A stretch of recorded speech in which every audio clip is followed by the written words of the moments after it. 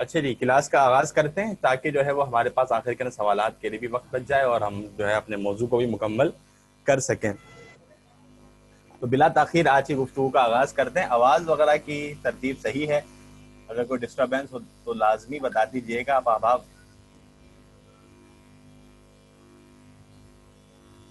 شیخ صاحب میں لیو کر سکتا ہوں؟ ہاں جی، اب مجھے ہوسٹ بنا کر آپ جو ہے وہ لیفٹ کر دیں۔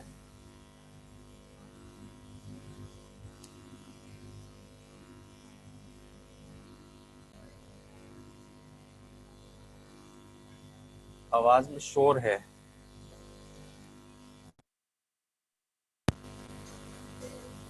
اب بہتر ہے آواز؟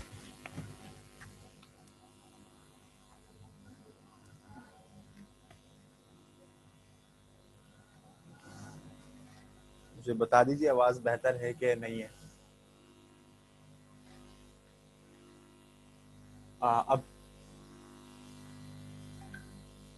اب بہتر ہے تو نہیں تو میں جو ہے وہ دوسرا جو ہے وہ میں آج نا مائک لگایا ہے، نہیں تو میں جو ہے وہ دوبارہ ہینڈ فری لگا لیتا ہوں۔ چلیں جی، مناسب آواز کو آج سے آغاز کرتے ہیں۔ اصل میں ریکارڈنگ بھی کرنی ہے تو یہ کہ آواز بہتر رہے۔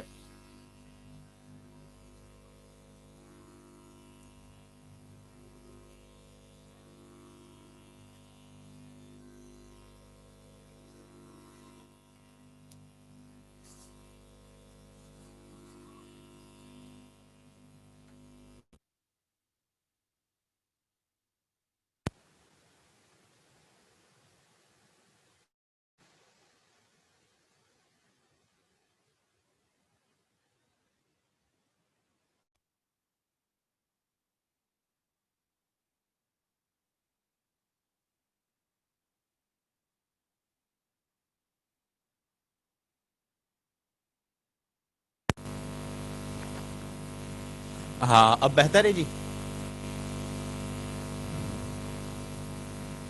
ہاں ویسے تمام احباب کو جو ہے وہ میوٹ کر دیا ہے میں نے، اسٹل شور ہے ابھی تک۔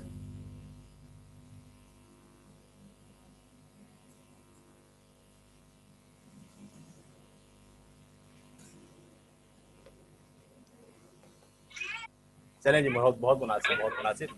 باقی تمام احباب کا میٹ جو ہے وہ میوٹ کرنے جا رہا ہوں میں۔ چلیں جی، بہت مناسب، جی آغاز کرتے ہیں۔ الحمدللہ رب العالمین والصلاة والسلام علی رسولہ الکریم، اما بعد، اعوذ باللہ من الشیطان الرجیم، بسم اللہ الرحمن الرحیم۔ اصطلاحات حدیث کی ہم آج 5ویں کلاس کا آغاز کیے جا رہے ہیں۔ اچھا، ہم نے کل جو ہے تعدد طرق کے حوالے سے کہ جب سندیں زیادہ ہو جائیں اس اعتبار سے حدیث کی کتنی قسمیں بنتی ہیں، ہم نے کل اس کا جائزہ لیا تھا۔ آج انشاءاللہ ہم اپنی گفتگو کے اندر جائزہ لیں گے نسبت کے اعتبار سے حدیث کی اقسام، کہ ہم جو ہے وہ نسبت کرتے ہیں اس اعتبار سے حدیث کی جو ہے کچھ قسمیں ہیں۔ 4 قسمیں ہیں جی۔ پہلی حدیث قدسی۔ پہلی کون سی ہے جی؟ حدیث قدسی۔ حدیث قدسی کا مطلب یہ ہے، وہ انشاءاللہ بس ڈیٹیل آ جائے گی، پہلے یہ 4 نام پڑھ لیں۔ حدیث قدسی ہے، دوسری مرفوع ہے، تیسری موقوف ہے، چوتھی جو ہے وہ مقطوع ہے۔ ٹھیک ہے جی، نسبت کے اعتبار سے حدیث کی 4 قسمیں ہیں، حدیث قدسی، مرفوع، موقوف اور مقطوع۔ آئیے اس کی جو ہے تفصیلات دیکھ لیتے ہیں۔ حدیث قدسی، علم حدیث کی اصطلاح میں حدیث قدسی اس روایت کو کہتے ہیں جس میں رسول اللہ صلی اللہ علیہ وآلہ وسلم روایت کو اللہ تعالیٰ سے منسوب کرتے ہیں۔ آپ صلی اللہ علیہ وآلہ وسلم نسبت کرتے ہوئے فرماتے ہیں کہ اللہ فرماتا ہے۔ اس کی مثال یہ حدیث ہے، سیدنا ابو ذر رضی اللہ عنہ سے مروی ہے، وہ نبی صلی اللہ علیہ وآلہ وسلم سے، اور آپ اللہ تبارک و تعالیٰ سے روایت کرتے ہیں کہ اللہ تعالیٰ نے فرمایا، اے میرے بندو، میں نے ظلم کو اپنی ذات پر حرام کر لیا ہے اور میں نے اسے تمہارے لیے بھی حرام قرار دے دیا ہے، تو تم ایک دوسرے پر ظلم نہ کرو۔ تو یہ حدیث قدسی ہے۔ اس کے اندر اللہ کے نبی صلی اللہ علیہ وسلم فرما رہے ہیں کہ رب العالمین یہ بات فرماتے ہیں۔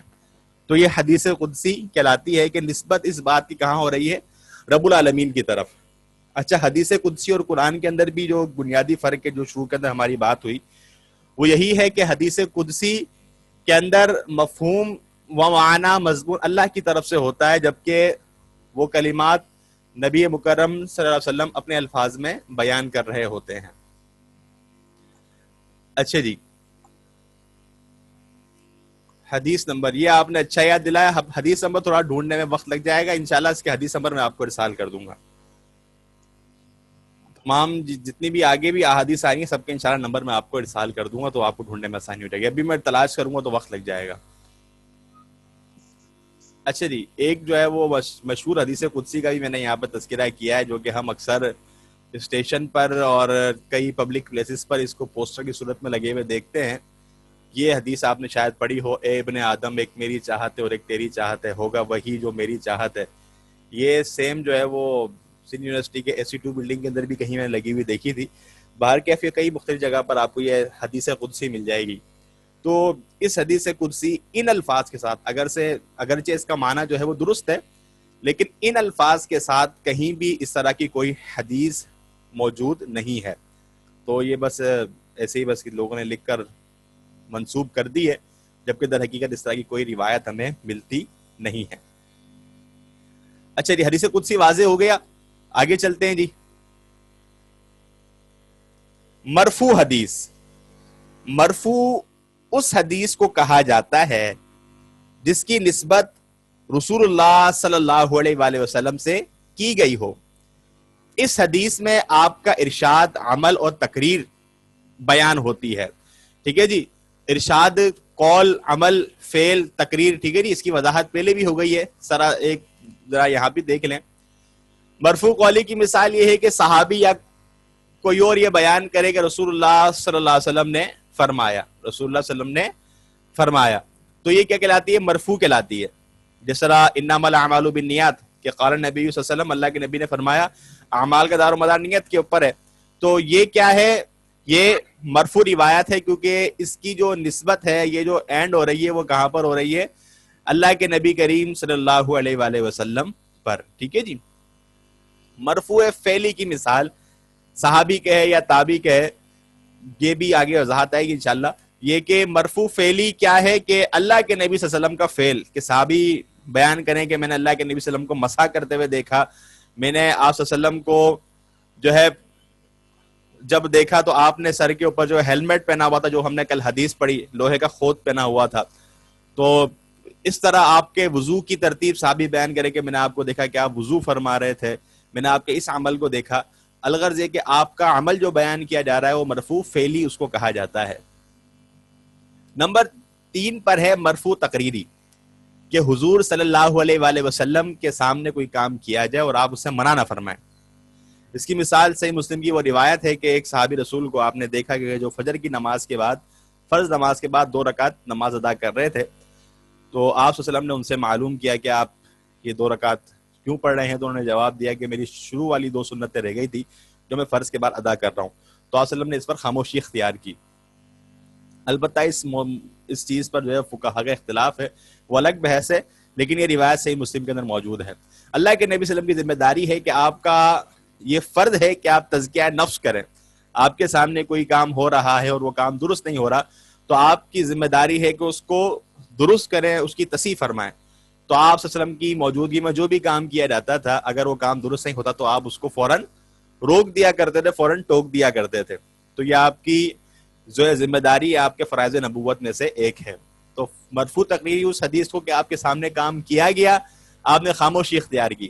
اس طرح ایک حدیث میں نے آپ کے سامنے بیان کی تھی کہ حضور انور صلی اللہ علیہ وسلم کے سامنے ایک صحابی رسول آئے تھے، انہوں نے سونے کی انگوٹھی پہنی ہوئی تھی، جس کو دیکھ کر آپ صلی اللہ علیہ وسلم کے چہرے کا رنگ جو ہے وہ متغیر ہو گیا تھا، تو انہوں نے فوراً اس انگوٹھی کو اٹھا کر پھینک دیا تھا۔ تو معلوم ہوا کہ آپ کے سامنے جب بھی کوئی ایسا معاملہ جو کہ خلاف شرع ہے، آپ اس سے منع کرتے تھے، ناگواری کا اظہار کرتے تھے۔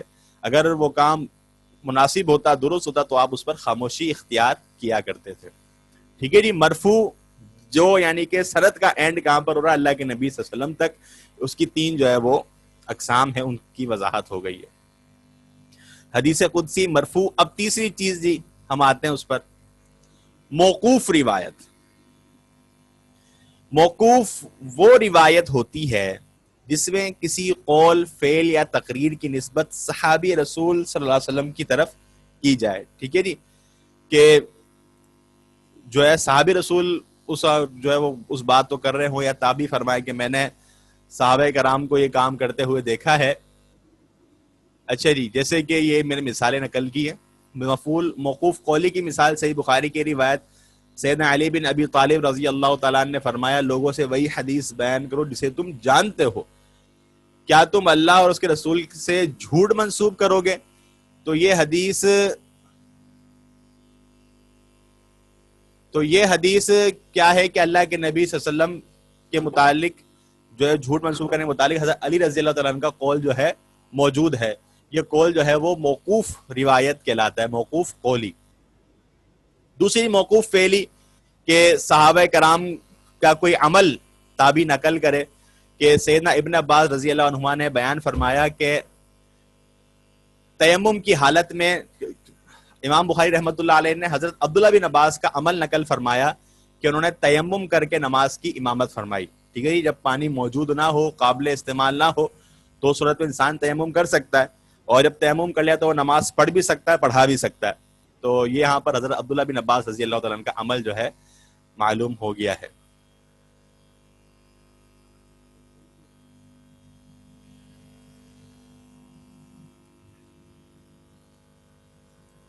اچھا، سوالات اسے آخر میں لے لیتے ہیں، لیکن دو سوال جو ہے موقوف حدیث، اس کو ہم جو ہے وہ اثر کے اندر شمار ہوگی.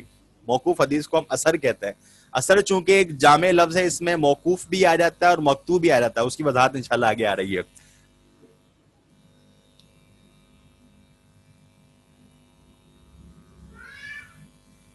سند کی بھی تعریف کر لیں. سند تو جی کل تعریف سند کی ہو گئی ہے، کل ہم نے سند کی تعریف کر لی ہے کہ راویوں کا سلسلہ. ٹھیک ہے جی، اور نبی صلی اللہ علیہ وسلم قول کا قائل ہوتے ہیں. ٹھیک ہے جی، سوالات انشاءاللہ آخر میں لیتے ہیں، جو ہے وہ یکے بعد دیگرے جو ہے وہ انشاءاللہ جو ہے نہیں تو بات رہ جائے گی. آخر میں جو ہے وہ سوالات آپ جمع کر لیں. آخر میں صحابی کی تعریف. اچھا، موقوف تقریری کہ تابعی کا یہ قول صحابی کے سامنے کام کیا گیا، انہوں نے اس سے منع نہیں فرمایا. صحابی کی تعریف، صحابی وہ ہے جس نے حالت ایمان میں حضور اکرم صلی اللہ علیہ وسلم سے ملاقات کی ہو اور اسلام پر ہی وفات صحابی رسول کی ہوئی ہو. جس شخص کی حالت ایمان میں اللہ کے نبی سے ملاقات ہو، اسلام پر ہی فوت ہوا ہو، وہ صحابی ہے. ٹھیک ہے جی، یہاں پر تعریف جو ہے وہ واضح ہو گئی. ابھی جو ہے وہ آپ یہ بتائیں کہ آپ کو یہ پوائنٹ سمجھ میں آیا نہیں آیا. باقی سوال جو ہیں وہ انشاءاللہ آخر میں ہم کریں گے. اچھا، مقطوع. مقطوع وہ روایت جسے تابعی یا تبع تابعی بیان کرے، جس کو تابعی یا تبع تابعی بیان کرے. اچھا، جس طرح کہ یہ سوال ابھی جو ہے وہ سر فرحان صاحب نے کیا تھا، تو وہ بھی یہی بات ہے کہ اثر جو ہے وہ تھوڑا ایک وسیع معنی اپنے اندر رکھتا ہے، لیکن اس کے اندر موقوف اور مقطوع کی جب ہم ترتیب الگ الگ کر دیتے ہیں تو جب بات ہوتی ہے موقوف کی تو اس سے صحابی، اور جب مقطوع کی دو تابعی ہے تبع تابعی. اچھا، تبع تابعی کے قول و فعل کو ذکر کیا جائے. ٹھیک ہے جی. اچھا، مقطوع قولی کی مثال حسن بصری رحمۃ اللہ علیہ کا قول ہے کہ جو بدعتی کی امامت میں نماز ادا کر رہا ہے تو انہوں نے فرمایا کہ اس کے پیچھے نماز پڑھ لیا کرو کیونکہ اس کی بدعت اس کے ذمہ ہے. ٹھیک ہے جی، اس کی بدعت کی وجہ سے تمہارے پر کوئی اثر نہیں آئے گا. تو یہ حسن بصری رحمۃ اللہ علیہ کا قول ہے. اچھا جی، اسی طرح مقطوع فعلی کی مثال ابراہیم بن محمد بن المنتشر کا یہ قول کہ مسروق تابعی کیا کیا کرتے تھے، اپنے اور اہل و عیال کے درمیان ایک پردہ ٹانک لیا کرتے تھے اور نماز شروع کر دیتے. اس طرح انہیں اہل و عیال اور دنیاوی امور کی خبر نہ رہتی تھی. ٹھیک ہے جی، مطلب کہ علیحدہ ہو کر نماز کا اہتمام کیا کرتے تھے. جب انسان شور میں نماز پڑھتا تو کافی ڈسٹرب رہتا ہے، جب وہ ایک الگ ہو کر نماز کی ادائیگی کرتا ہے تو اس کو ایک یعنی کہ ڈسٹربنس ہے وہ کٹ جاتا ہے. اچھا جی، یہ کچھ اہم تعریفیں ہیں، ان کو ذرا نوٹ کر لیں. تابعی وہ ہے جس نے حالت ایمان میں صحابی سے ملاقات کی ہو اور اس کی وفات بھی اسلام کے اوپر ہوئی ہو. اس کی وفات بھی اسلام پر ہوئی ہو. دوسرے ہیں مخزرم. یہ بہت اہم ٹرم ہے، اس کو بھی یاد کر لیں. مخزرم جس نے زمانہ جاہلیت میں رسول اللہ صلی اللہ علیہ وسلم کا عہد پایا ہو اور آپ صلی اللہ علیہ وسلم پر ایمان لایا ہو لیکن آپ سے ملاقات نہ کی ہو. ٹھیک ہے جی، مطلب کہ اللہ کے نبی صلی اللہ علیہ وسلم کے دور میں وہ زندہ تھا. ٹھیک ہے جی، وہ اسلام بھی اس نے قبول کر لیا لیکن آپ صلی اللہ علیہ وسلم سے اس کی ملاقات نہیں ہوئی، تو لہٰذا ایسے شخص کو مخزرم کہا جاتا ہے، جس کے اندر سب سے مشہور قصہ جو ہم نے سنا ہوا ہے وہ حضرت اویس قرنی رحمۃ اللہ علیہ کا ہے۔ اویس قرنی رحمۃ اللہ علیہ کے متعلق نبی مکرم صلی اللہ علیہ وسلم نے فرمایا تھا کہ ایک شخص ہے جو کہ اپنی والدہ کی خدمت کی وجہ سے مجھ سے ملاقات کرنے نہیں آ سکا اور میرے اوپر وہ ایمان لے آیا ہے، تو آپ نے صحابہ کرام کو یہ وصیت کی تھی کہ جب بھی وہ آئے تو تم نے اس سے میرے لیے اور اپنے لیے دعا کروانی ہے۔ تو حضرت عمر بن خطاب کے دور کے اندر اویس قرنی رحمۃ اللہ علیہ آئے تھے اور حضرت عمر بن خطاب نے ان کو پہچان لیا تھا، تو یہ معلوم ہوا کہ والدین خدمت ایک بہت عظیم امر ہے کہ آپ وسلم نے حضرت اویس قرنی کے متعلق کیا فرمایا کہ وہ اپنی والدہ کی خدمت کر رہا ہے، تو جب وہ آیا تو اس سے میرے لیے دعا کروانا، یعنی کہ والدین کی خدمت کرنے والے کے لیے حضور صلی اللہ علیہ وسلم کہہ رہے ہیں کہ جی اسے کہے کہ وہ میرے لیے دعا کرے، تو یہ بہت بڑی فضیلت کی بات ہے۔ تو بہر کیف موضوع کی طرف آتے ہیں، تو مخزرم وہ بندہ جو حضور صلی اللہ علیہ وسلم کے دور کے اندر حیات ہو، ایمان لے آیا ہو، لیکن آپ سے اس نے ملاقات نہ کی ہو، ایسے شخص کو جو ہے مخزرم کہتے ہیں۔ اچھا، اب یہ مخزرم صحابی کہلائے گا یا تابعی کہلائے گا، کئی اقوالات ہیں، لیکن صحیح قول یہی ہے کہ وہ تابعی ہی شمار ہوں گے۔ اچھا جی، تبا تابی تبا تابی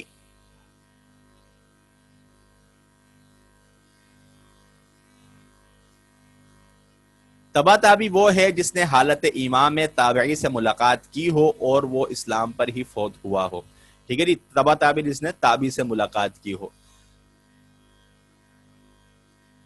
اچھا جی، آگے جی ہم نے جو ہے نسبت کے حوالے سے حدیث کی قسموں کا جائزہ لیا ہے، اب ہمارا موضوع مزید آگے چل رہا ہے۔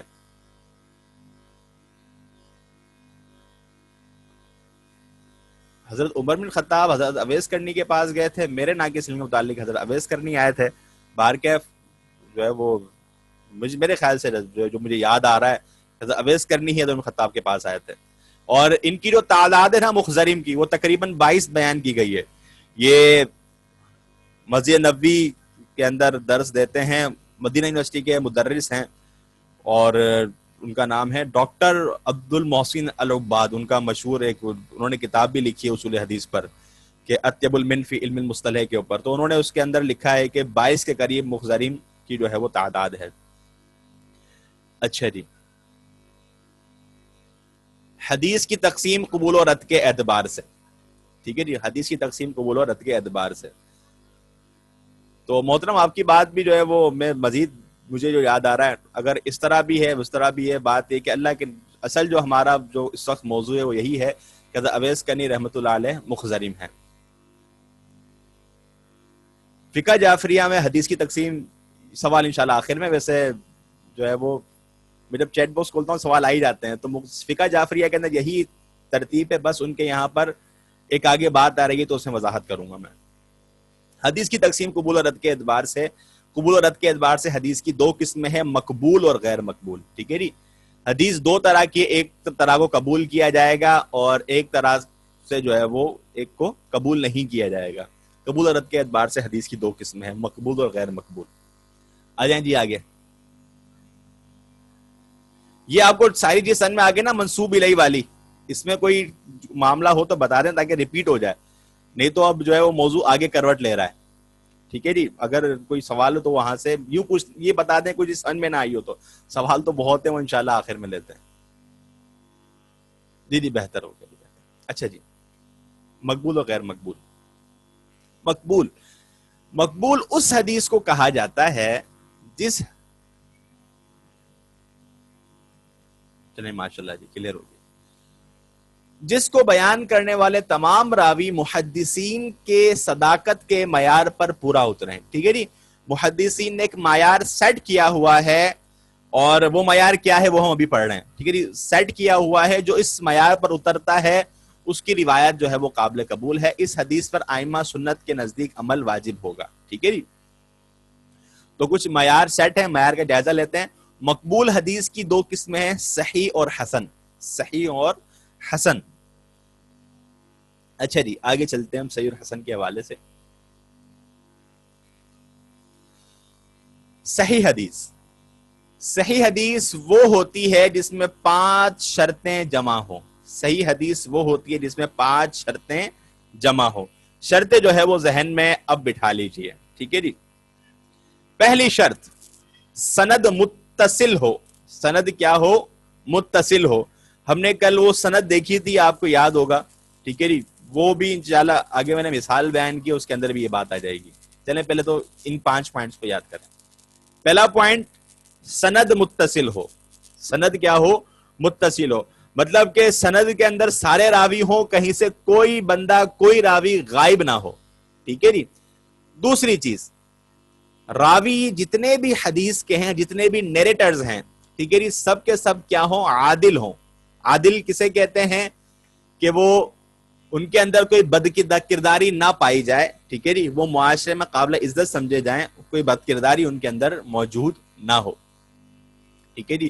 اور مزید تفصیل اس کی ہم جو ہے وہ آگے پڑھیں گے. ٹھیک ہے جی. مطلب کہ ان کے اندر عدالت میں کیا کیا چیزیں آتی ہیں، بنیادی طور پہ یہ کہ بد کرداری اس کے اندر نہ پائی جائے، معاشرے میں قابل عزت ہو، سنت کا پیروکار ہو، کبیرہ گناہ سے بچنے والا ہو. وہ مزید تفصیل آگے انشاءاللہ. نمبر 3، راوی کا حافظہ مضبوط ہو. ٹھیک ہے. راوی کا حافظہ جو ہے وہ مضبوط ہو. پہلی شرط، سند متصل ہو، سارے راوی بالکل نیریٹرز کی چین بالکل ایکوریٹ ہو، کہیں سے کوئی بندہ غائب نہ ہو. ٹھیک ہے جی. اچھا. نمبر 2، سارے راوی جی عادل ہوں، بد کردار نہ ہو، قابل عزت ہوں. نمبر 3، تمام کے تمام نیریٹرز کا حافظہ مضبوط ہو. حافظہ 2 طرح سے جی. پہلی چیز یہ کہ ان کی یادداشت بڑی مضبوط ہو. ٹھیک ہے جی. اور دوسری بات یہ کہ انہوں نے اگر مثال کے طور پہ کسی کا حافظہ اتنا نہیں ہے لیکن اس نے کتاب کے اندر اس بات کو محفوظ کر کے لکھا ہوا ہے، تو یہ بھی مضبوطی کے اندر شمار ہوگا. ٹھیک ہے جی. یا تو دماغ کے اندر بات مضبوطی سے ہو یا پھر کتاب ان کے پاس موجود ہو. نمبر 4 کیا ہے؟ حدیث شاذ نہ ہو. ٹھیک ہے جی. حدیث شاذ نہ ہو. شاذ کی مزید تفصیل جو ہم آگے پڑھیں گے. اس وقت ایک ہلکا سا تعارف. ٹھیک ہے جی. توجہ آپ لوگوں کی ہے نا، توجہ رکھیے گا، یہ باتیں جو ہے نا وہ نکل جائیں گی. ٹھیک ہے جی. شاذ کیا ہے؟ شاذ سمجھے. ایک ہے زیادہ اعتماد والا بندہ. شاذ میں کیا ہے؟ ایک ہے زیادہ اعتماد والا بندہ، اس کے مقابلے میں ہے کم اعتماد والا بندہ. ٹھیک ہے جی. اچھا، مثال کے طور پہ ہمارے پاس اس وقت میں ایک مثال دے دیتا ہوں. ہمارے صاحب یہاں پر جو ہے وہ سر فرحان صاحب موجود ہیں. سر فرحان صاحب ایک مثال دے رہا ہوں. ٹھیک ہے جی. سر فرحان صاحب ہمارے قریبی ہیں اور بڑے پیارے عزیز ہیں. اچھا، ایک بات ہے. ٹھیک ہے جی. سر فرحان صاحب کہتے ہیں، وہ زیادہ اعتماد والے ہیں، وہ کہتے ہیں کہ جی مثال کے طور پہ کل جو ہے وہ چھٹی ہے. ویسے چھٹی پورے مہینے کی ہے لیکن جو ہے وہ سر فرحان صاحب کہتے ہیں کل جو ہے وہ چھٹی ہے. وہ زیادہ اعتماد والے ہیں. میں ہوں کم اعتماد والا. میں کہتا ہوں یار کل چھٹی جو ہے وہ نہیں ہے، کل چھٹی نہیں ہے. وہ کہتے ہیں کہ ہے، میں کہتا ہوں کہ نہیں ہے. اب وہ ہیں زیادہ اعتماد والے، میں ہوں کم اعتماد والا. اب ہم دونوں کی بات میں ٹکراؤ آ گیا. ٹھیک ہے جی. تو میں کیا کر رہا ہوں؟ زیادہ اعتماد والے کی بات کی مخالفت کر رہا ہوں. تو میں کم اعتماد والا جو ہوں، میری روایت کیا ہوگی؟ شاذ کہلائے گی. میری روایت کیا کہلائے گی؟ شاذ کہلائے گی، کیونکہ میں زیادہ اعتماد والے کی مخالفت کر رہا ہوں. ٹھیک ہے جی. بات سمجھ میں انشاءاللہ آ گئی ہوگی.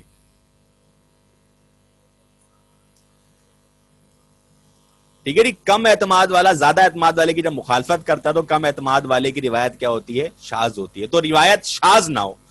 نمبر 5، اس میں کوئی خامی نہ ہو. اب خامی کیا ہے وہ انشاءاللہ ہم ڈسکس کر لیں گے، وہ ہم ڈسکس کریں گے آگے، تفصیل اس کی آئے گی. ٹھیک ہے جی. یہ 5 شرطیں ہیں جی. پہلی شرط کیا ہے؟ سند متصل ہو. نمبر 2، راوی عادل ہو. نمبر 3، راوی کا حافظہ مضبوط ہو. نمبر 4، شاذ نہ ہو. نمبر 5 کیا ہو؟ کہ اس کے اندر کوئی علت، کوئی خامی نہ پائی جائے. یہ 5 شرطیں جس حدیث کے اندر ہوں گی وہ حدیث صحیح شمار ہوتی ہے. اس کی ڈیٹیل عدم علت کی خاص طور پر وہ آگے آنے والی ہے. ٹھیک ہے جی. فی الحال یہ 5 شروط یاد کر لیں. آگے چلتے ہیں. مثال اس کی میں نے آپ کے لیے رکھی ہے صحیح بخاری کی. اس کا بھی نمبر انشاءاللہ آپ احباب کے سامنے میں جب بھیجوں گا تو اس کا نمبر لکھ دوں گا. اچھا جی. صحیح بخاری کی روایت ہے. امام بخاری رحمۃ اللہ علیہ بیان کرتے ہیں کہ مجھے عبداللہ بن یوسف نے بتایا. ٹھیک ہے جی. اور ان کو جو ہے مالک ابن شہاب نے بتایا. انہوں نے کہا کہ ایک منٹ عبداللہ بن یوسف کہتے ہیں کہ انہیں بتایا مالک نے، مالک کہتا ہے مجھے بتایا ابن شہاب نے، ابن شہاب کہتے ہیں، ابن شہاب زہری رحمۃ اللہ علیہ فرماتے ہیں مجھے بتایا محمد بن جبیر بن مطعم نے، وہ فرماتے ہیں کہ مجھے بتایا میرے والد جبیر بن مطعم، ٹھیک ہے، ان کے والد کون ہیں؟ محمد بن جبیر کے جبیر بن مطعم، یہ صحابی رسول ہیں، اور وہ بیان کرتے ہیں مجھے بتایا رسول اللہ صلی اللہ علیہ وآلہ وسلم نے، ٹھیک ہے جی۔ وہ کیا بیان کر رہے ہیں؟ اللہ کے نبی صلی اللہ علیہ وسلم کا عمل بیان کر رہے ہیں کہ اللہ کے نبی صلی اللہ علیہ وسلم نے مغرب کی نماز میں سورہ طور تلاوت فرمائی، ٹھیک ہے جی۔ تو مغرب کی نماز کبھی کبھار لمبی بھی پڑھا دے امام تو پریشان نہیں ہونا چاہیے۔ ہمارے یہاں بیچارہ امام تھوڑی سی لمبی نماز پڑھاتا ہے، مقتدی نے اس کی جو ہے وہ صحیح کی کلاس لے لینی ہوتی ہے۔ اچھا جی، یہ حدیث ہمارے سامنے ہے، ٹھیک ہے جی۔ اب دیکھیں جی، یہ پوری کیا ہے، یہاں سے لے کر یہاں تک کیا ہے، سند ہے۔ یہ پوری جو آپ نے پڑھی، یہ پوری اوپر والی پٹی، اور یہ یہاں تک جو ہے کیا ہے جی، یہ سند ہے۔ یہ کیا ہے؟ سند ہے۔ اب دیکھیں سند کے اندر ہمارے پاس آ رہے ہیں پہلے بندے عبداللہ بن یوسف۔ کون آ رہے ہیں جی؟ عبداللہ بن یوسف۔ عبداللہ بن یوسف کیا ہیں؟ امام بخاری کے استاد ہیں، قابل اعتماد اور مضبوط بندے، ٹھیک ہے جی، قابل اعتماد مضبوط بندے۔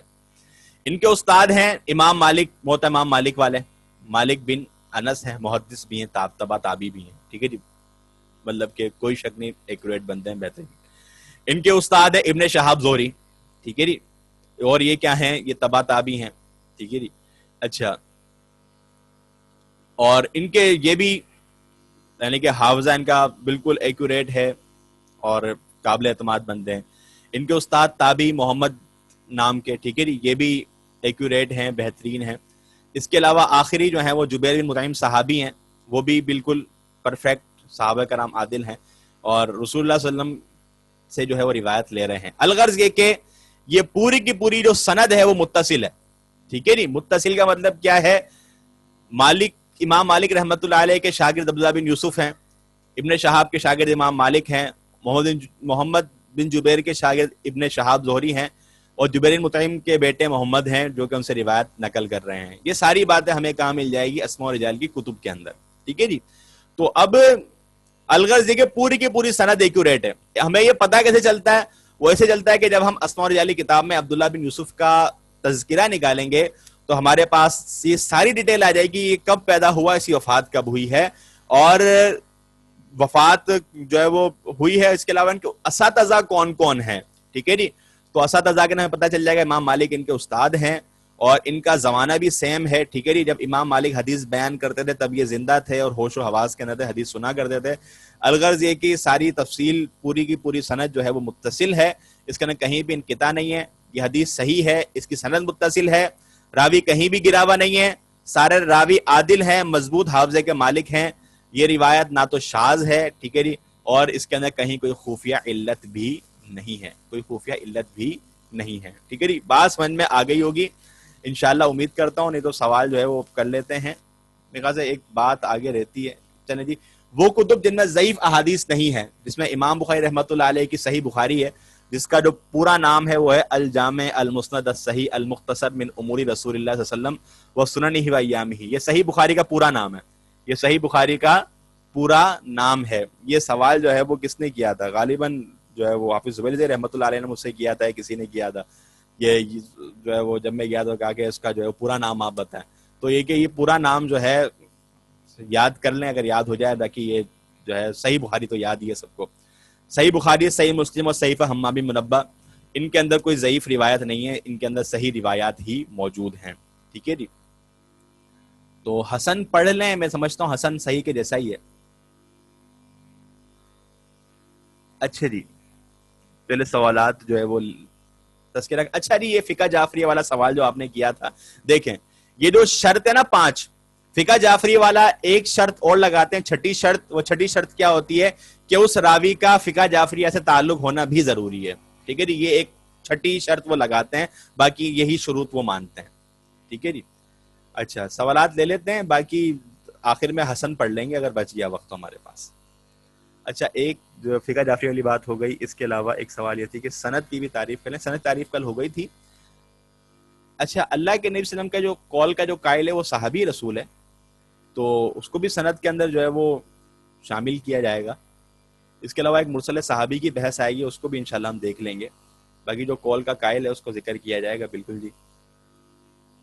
ہاں جی سر فرحان بالکل گریٹ پرسن ہے, نو ڈاؤٹ. اچھا جی, کسی راوی کی ثقافت کے لیے اس کی تاریخ و پیدائش. اچھا جی, اگر اس کی تاریخ پیدائش وفات نہ بھی ہو تو کم از کم اس کا یہ تذکرہ ضرور ہو کہ اگر وہ کسی سے روایت کر رہا ہے تو معلوم ہو کہ اس نے اس سے روایت بیان کی ہے اور اس سے اس کی ملاقات ثابت ہے. اس طرح کی چیز کا تذکرہ ہونا ضروری ہے اگر کہیں کسی کی وفات کی تاریخ نہیں ملتی. عموماً وفات کی ہی تاریخ ملتی ہے, پیدائش کی تو چیدہ کسی کی ملتی ہے, اندازے سے ملتی ہے, ویسے وفات کی تاریخ ہی ملتی ہے. کیونکہ در حقیقت ہمارے یہاں نادر جیسا سسٹم تو اس وقت نہیں تھا. اس وقت یہی تھا کہ جب ایک آدمی نام پکڑتا تھا, نامور ہو جاتا تھا, تو اس کی وفات کو جو ہے نوٹ کیا جاتا تھا. تو اسی طرح ہے, تم نہ معلوم ہو تو اس موقع پر کوئی بڑا محدث اسماء رجال جس نے کتب جنہوں نے لکھی ہے وہ اس بارے میں وضاحت کر دے کہ فلاں شخص فلاں سے روایت کر رہا ہے اور فلاں اس سے روایت کرنے کے لیے درست ہے یا ان کی ملاقات ثابت ہے, تو یہ بات ہے وہ ان کی بات تسلیم ہو سکتی ہے. سر راوی غائب نہ ہو, اس کی وضاحت کر دوں میں. دیکھیں جی, یہاں پر ہم دیکھ سکتے ہیں کہ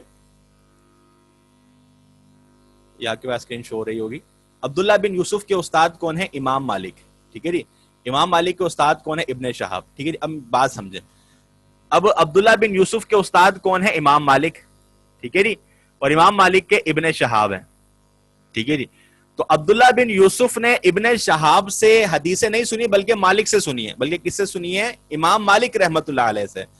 اب کوئی ہمارے پاس ایسی سند آتی ہے جس کے اندر عبداللہ بن یوسف کہتے ہیں کہ مجھے ابن شہاب نے بتایا, مثال کے طور پر ہمارے پاس کوئی ایسی سند آتی ہے اس میں لکھا ہوتا ہے کہ عبداللہ بن یوسف کہتے ہیں مجھے ابن شہاب نے بتایا, تو ہم جب کتابوں کو کھولتے ہیں تو پتہ چلتا ہے کہ عبداللہ بن یوسف کی پیدائش سے کئی سال پہلے ابن شہاب جو ہے وہ انتقال کر گئے تھے.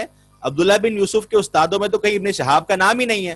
مطلب کہ ان دونوں کے درمیان کوئی بندہ گرا ہوا ہے جس کو راوی نے چھپا لیا ہے, وہ امام مالک ہیں. ٹھیک ہے جی, تو اس طرح کا معاملہ ہو جاتا ہے کہ جو راوی ہے اپنے استاد کو چھوڑ کے استاد کے استاد سے روایت کر رہا ہوتا ہے, تو وہاں بندہ جو ہے ہوتا ہے وہ غائب ہو جاتا ہے, اسکپ ہو جاتا ہے.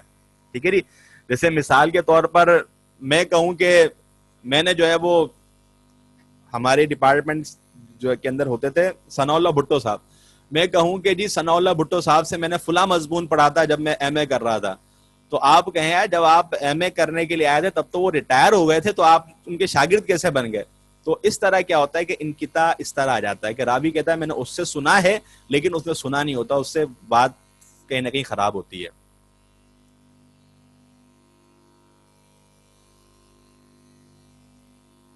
اچھا جی, اچھا خبر کی اصطلاح دیکھیں جی, خبر کی جو اصطلاح ہے کچھ الفاظ نہ استعمال ہوتے ہیں جو ہم نے پہلے جو لیسن کلیئر کیا تھا.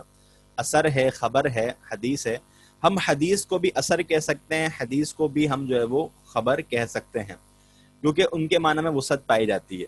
ٹھیک ہے جی, لیکن بعد کے اندر جو ہے وہ ایک اسپیسیفک کر دیا گیا کہ خبر جو ہے وہ, حالانکہ حدیث کو بھی ہم خبر کہہ سکتے ہیں لیکن جو ہے وہ حدیث جو ہے وہ ایک الگ معنی میں استعمال ہونے لگی, جبکہ اثر و خبر ابھی بھی کوئی چاہے تو حدیث کے اوپر خبر کا اطلاق کر سکتا ہے. ایک عموم و خصوص مطلق والی بات ہے. ٹھیک ہے جی, جیسے ہم کہتے ہیں یار فلاں نے مجھے یہ بات بتائی, فلاں نے مجھے بات بتائی, وہ بات حدیث بھی ہو سکتی ہے, وہ بات خبر بھی ہو سکتی ہے, وہ بات جو ہے سائنس کے حوالے سے بھی ہو سکتی ہے. لیکن جب میں کہتا ہوں اس نے مجھے بات بتائی ہے, وہ بات لفظ اتنا وسیع ہے کہ وہ ہر چیز کو سمیٹے ہوئے ہے, ہر چیز کو سمیٹے ہوئے ہے. اب چاہے بات میں حدیث آ جائے, بات میں قول آ جائے, بات میں کچھ بھی آ جائے, میں کہتا ہوں مجھے اس نے بات بتائی, تو یہ وسعت پائی جاتی ہے. اس طرح خبر اور اثر کے معنی میں وسعت پائی جاتی ہے, وہ کئی چیزوں کو کور کرتے ہیں. ٹھیک ہے جی, تو اس میں جو ہے وہ ہم نے کنفیوز نہیں ہونا, تو خبر کا اطلاق حدیث کے اوپر ہو سکتا ہے. تو اصطلاحات جو ہے وہ ان کے ہاں پر بھی مستعمل ہے. صحیح بخاری صحیح مسلم کے علاوہ بھی تو صحیح احادیث ہے نا. اچھا جی, میں یہ بات کہنا چاہ رہا تھا کہ صحیح احادیث تو بے شمار ہیں, صحیح احادیث بے شمار ہیں. یہ 3 کتابوں کا نام میں نے اس لیے لکھا ہے کہ ان کے اندر کوئی روایت ضعیف نہیں ہے, یہ ان کے اندر صحیح روایات ہی موجود ہیں.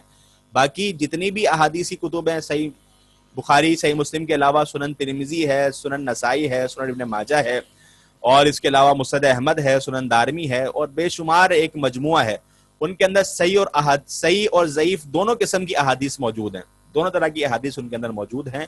اس کے برعکس جو صحیح بخاری اور صحیح مسلم ہے، اس کے اندر صرف اور صرف صحیح احادیث کو جمع کیا گیا ہے۔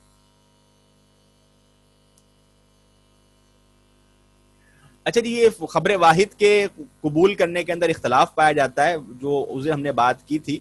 فقہا اور محدثین کے اندر بھی اختلاف ہے، بعض اس کو ظنی اور قطعی کی طرف لے کر جاتے ہیں۔ فقہ جعفریہ کے اندر بھی یہی چیز ہے کہ قطعی اور ظنی کے معنی پائے جاتے ہیں۔ تو اس کے اندر یہ ہے کہ اس کا عقیدے اور عمل کے اندر جو معاملہ ہے، تو اس کے اندر تھوڑا اس کو لینے میں احتیاط کی جاتی ہے۔ یہ بات تو آپ کی بالکل درست ہے، واسف الرحمان صاحب نے بڑا اچھا ایک تجزیہ کیا، ایک مشورہ دیا ہے کہ خبر واحد کی قبولیت پر ایک سیشن ہونا چاہیے۔ یہ میں سمجھتا ہوں اس کورس کے بعد الگ سے ایک سیشن ہو جائے، اس میں یہ ہوگا کہ فقہا کا بھی جو باہمی اختلاف ہے اور اس کے علاوہ فقہ جعفری کا جو اختلاف ہے، اس کو بھی ہم جو ہے وہ کر سکتے ہیں۔ حدیث کو محض مرفوع تک، اچھا دیکھیں، حدیث کا جو لغوی معنی ہے وہ تو بات ہے، کوئی بھی بات ہے وہ حدیث ہے، ٹھیک ہے جی۔ لیکن جب ہم ویسے بات کرتے ہیں، یار میں آپ کو ایک حدیث سنا رہا ہوں، ٹھیک ہے جی، جب ایک اصطلاحی معنی بن جاتے ہیں تو ہم اس کی لغوی بحث نہیں کر رہے، ہم جب اس کی اصطلاحی معنی کرتے ہیں تو یہی ہے کہ حدیث کسی کو کہتے ہیں میں آپ کو حدیث سنا رہا ہوں یا آپ حدیث سنائیں، تو اس سے مراد اللہ کے نبی صلی اللہ علیہ وسلم کی بات، آپ کا فعل اور آپ کی تقریر ہی ہوتی ہے۔